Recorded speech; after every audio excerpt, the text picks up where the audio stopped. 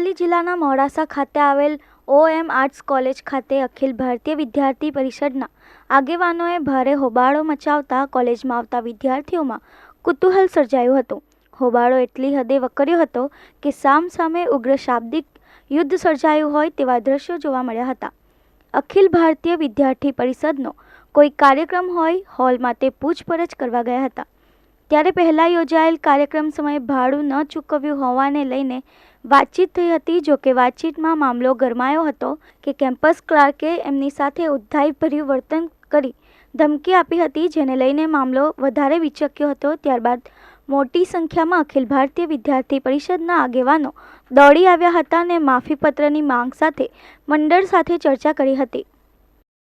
આજ રોજ મલાગાદી કેમ્પસમાં પાછળ જે હોલ દેખાઈ રહ્યો છે હોલની પરમિશન માટે આજ રોજ ABVPના કાર્યકર્તા જ્યારે હોલની પરમિશન લેવા માટે જાય છે ત્યારે ઓફિસમાંથી અપશબ્દો બોલવામાં આવે છે, ધમકી આપવામાં આવે છે, ભાઈ ઓફિસની બહાર નીકળો।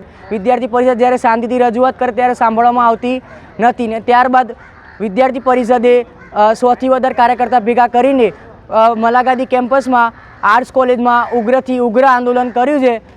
આજે આર્ટ્સ કોલેજની અંદર એક સાહેબનું ઉગ્ર સ્વરૂપ જોઈ વિદ્યાર્થીઓ હચમચી ગયા।